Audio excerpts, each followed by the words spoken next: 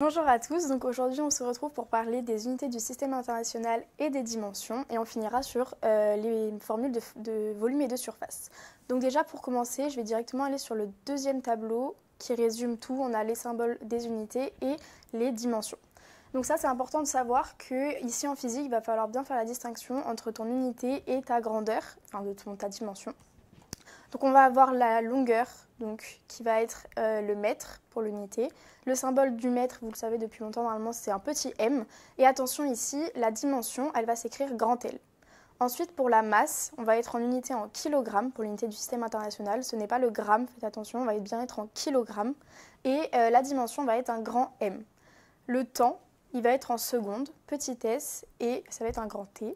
L'intensité électrique, ça va être en ampères, donc grand A, et on va la noter I. La température, pareil ici maintenant c'est des Kelvin, donc un grand K qui va se noter θ. La quantité de matière ça va être en mol et ça va être un grand N. Et l'intensité lumineuse, le candela, CD et on va le noter grand J. On va parler désormais des unités dérivées. Donc les unités dérivées vont en fait des combinaisons des 7 unités qu'on a vues avant par des multiplications, des divisions ou des inversions des inversions. Par exemple, pour le newton, 1 newton, ça va être égal à 1 kg par mètre par seconde au carré. Pourquoi? Parce que le newton, c'est l'unité du poids. Le poids, ça va être la masse fois l'accélération de la pesanteur. La masse, ça va être en kilogrammes et une accélération, c'est en mètres par seconde au carré. Donc du coup, le newton correspond au kilogramme par mètre par seconde au carré.